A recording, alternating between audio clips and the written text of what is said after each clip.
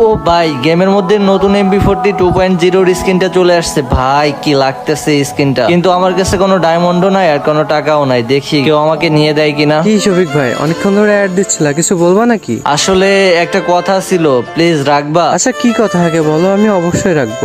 গেমের মধ্যে নতুন MP40 স্কিন আসছে, ওইটা আমার কাছে অনেক ভালো লাগছে, কিন্তু আমার কাছে এখন কোনো টাকাও নাই, ডায়মন্ডও নাই। প্লিজ ভাই, তুমি আমাকে 1000 ডায়মন্ড অফ করে দিবা।